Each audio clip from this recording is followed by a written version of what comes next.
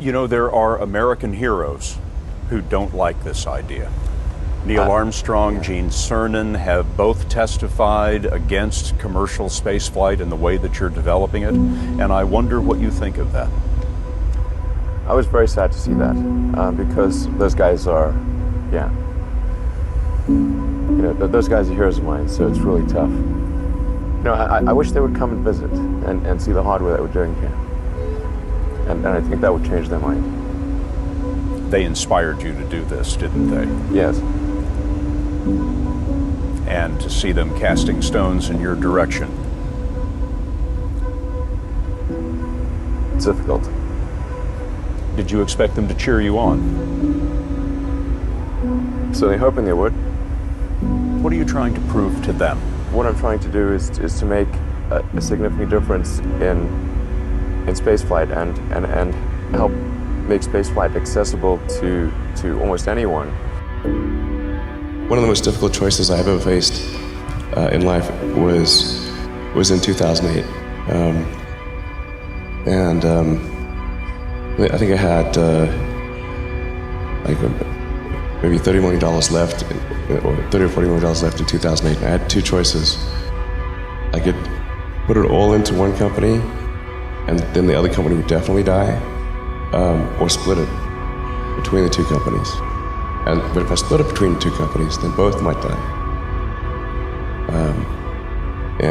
When you put your blood, sweat, and tears into creating something, or building something, it's like a child. And so it's like, which one am I going to let one starve to death? I couldn't bring myself to do it, so I split the money between the two. Fortunately, thank goodness, they both came through. What was your biggest failure, and how did it change you? Well, there's a ton of failures along the way, that's for sure. As I said, for SpaceX, the first 3 launches failed, and we actually were just barely able to scrape together enough parts and money to do the 4th launch. If that 4th launch had failed, we would have been dead. So multiple failures along the way. I tried very hard to get the right expertise in for SpaceX. I tried hard to find a great chief engineer for the rocket, but the good chief engineers wouldn't join, and the bad ones, well, there was no point in hiring them. So I ended up being chief engineer of the rocket. So if I could have found somebody better, then we would have maybe had less than 3 failures. That 3rd failure in a row, did you think, I need to pack this in? Never. Why not? I don't ever give up. So many people tried to talk me out of starting a rocket company. It was crazy. One good friend of mine collected a whole series of videos of rockets blowing up and made me watch those. He just didn't want me to lose all my money. We're doing these things that seem unlikely to succeed, and we've been fortunate, and at least thus far they have succeeded. Now is the time to take risk. You don't have kids. As you get older, your obligations increase. And once you have a family, you start taking risk not just for yourself, but for your family as well. It gets much harder to do things that might not work out. So now is the time to do that before you have those obligations. So I would encourage you to take risks now. Do something bold. You won't regret it. How did you figure you were going to start a car company and be successful at it? Well, I didn't really think Tesla would be successful. I thought we would most likely fail. But I thought that we at least could address the false perception that people had that an electric car had to be ugly and slow and boring like a golf cart. But you say you didn't expect the company to be successful, then why try? If something's important enough, you should try, even if the probable outcome is failure. Or how do you think about making a decision when everyone tells you this is a crazy idea? Or where do you get the internal strength to do that? Well, first of all, I'd say I actually think I feel fear quite strongly. So it's not as though I just have the absence of fear. I feel it quite strongly. But there are just times when something is important enough, you believe in it enough, that you do it in spite of the fear. I think about what technology solution is necessary in order to achieve the particular goal, and then try to make as much progress in that direction as possible. I think being a multi-planet species and being out there among the stars is important for the long-term survival of humanity.